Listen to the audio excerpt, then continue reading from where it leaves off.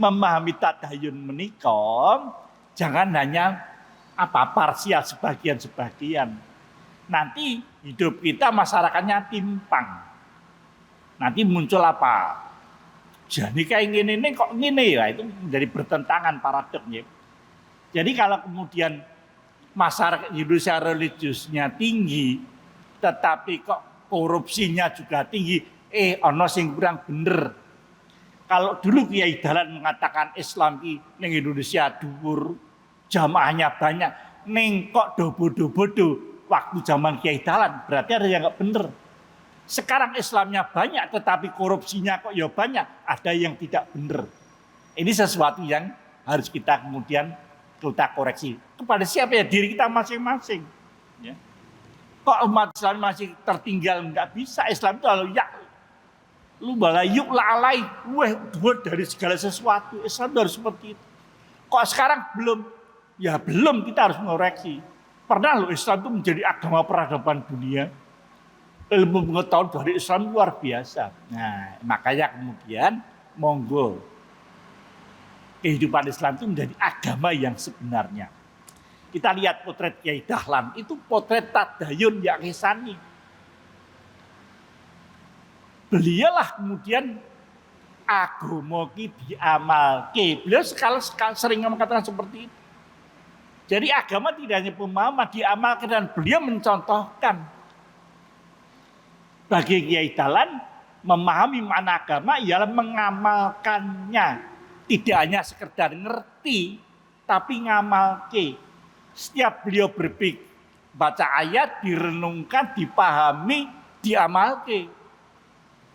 Ini sesuatu yang menjadi penting.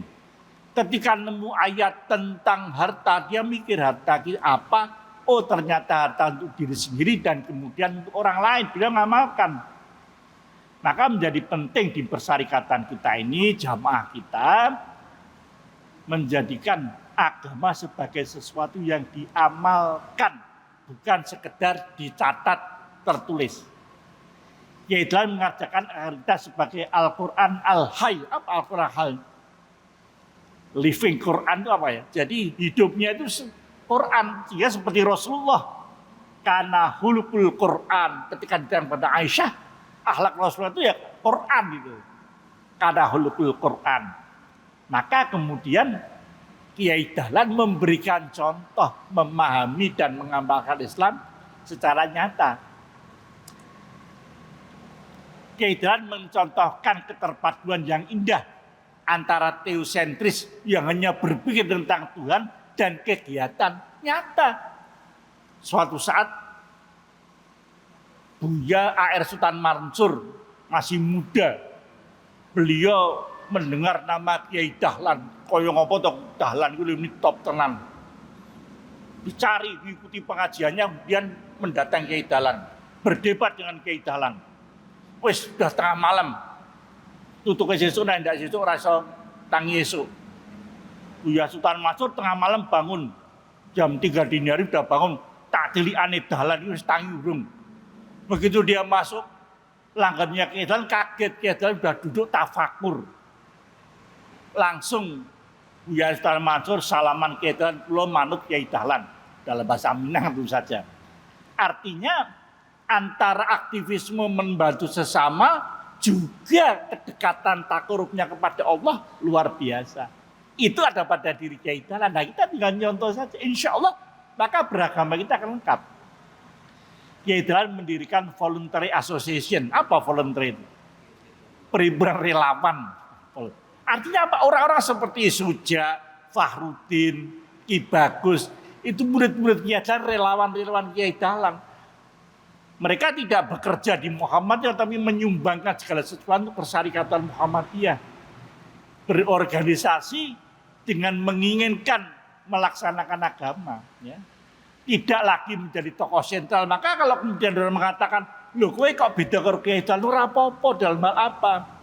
Karena Kiai Dahlan tidak kowe kudu menonton enggak. Wacanan kitabnya sinaunana sehingga kowe luwih ngerti padha Rasulullah dudu padha karo aku. Ya, ini menjadi penting. Jadi tidak Kiai Dahlan kita subyo-subyo, tidak. Tidak ada peringatan hall Kiai Dahlan, enggak ada.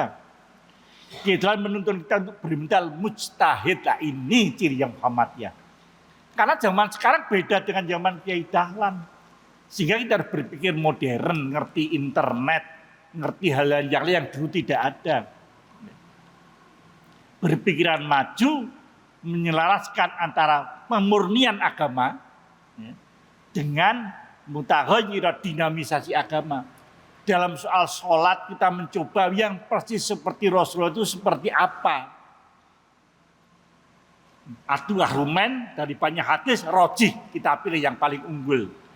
Tapi mutaghayyirah dalam dinamisasi caranya ketika sekolah zaman biar dengan sekarang berbeda. Tidak harus kemudian ketika sekolah pada Kiai Dahlan. Sekarang lebih modern lagi itu. Kalau kita hanya bertumpu pada Kiai Dahlan saja, wah zamannya sudah berganti. Kiai Dahlan menuntun kita tentang makna rasionalitas penggunaan akal. Tetapi jangan sampai kemudian kita kepleset nativisme. Itu apa nativisme? Segala sesuatu yang bersifat tradisi. Menggunakan akal tapi harus mampu mengerti tradisi yang tidak sesuai dengan akal sehat. Akal sehat itu anugerah Allah. Maka kita jangan sampai kepleset hal-hal yang tidak masuk akal. Betapa banyak orang yang kepleset kehilangan harta karena mendapat iming-iming. Yuk melu aku. Sesuk kowe hartamu berlipat. Ternyata banyak sekali. Ada juga saudara sampai kehilangan ratusan juta karena mendapatkan iming-iming. Sederhana saja kalau orang ngiming-imingi dengan kelipatan tahu rasa melu-melu, banyak bohongnya, sudah terbukti. Kedan mengajarkan tentang demistifikasi. Apa demistifikasi? Agama jangan sampai kepleset pada mistik. Kalau kemudian yang penting takorup ndonga, ngantek kemudian fana, hilang kesadaran. Agama itu harus sadar ya. Kan ada kegiatan-kegiatan yang ritual membaca zikir-zikir tertentu sampai trans. Wah nikmat tenang habis trans. Trans itu apa? Mabuk. Seperti mabuk orang trans itu. Kehilangan akalnya. Dengan iringan irama tertentu banyak seperti itu. Maka Kiai Dahlan menghilangkan itu. Demistifikasi. Agama itu harus rasional. Yang ditunjukkan dengan akhlakul karimah. Maka tasawuf itu adalah akhlakul karimah, meningkatkan kehidupan kita agar akhlak kita baik. Jangan sampai kemudian aliran tasawuf tertentu yang kemudian kalau sudah membaca ini 1000 kali, Rasulullah nggak seperti itu kok. Kiai Dahlan mengajarkan dan mencontohkan kita tentang etos kerja lah ini. Wong Islam ini nyambut gawe dengan kuat untuk bisa menebar manfaat. Saya itu masih terus monitor teman-teman yang sekarang sedang di Semeru sama di Pasaman. Di Semeru membangun huntara, hunian sementara untuk mendukung bangunan yang lain yang dari pemerintah untuk para pengungsi korban Semeru. Sementara yang di Pasaman yang korban gempa, alhamdulillah bisa mendirikan musola darurat sehingga jamaah bisa melaksanakan sholat tarawih, senengnya luar biasa. Jangan bayangkan masjid seperti ini dari triplek, katanya apa tenda sing penting rakudanan sungguh jamaah. Karena masyarakat Pasam, masyarakat Minang itu kan masyarakat yang religius kepingin laksan.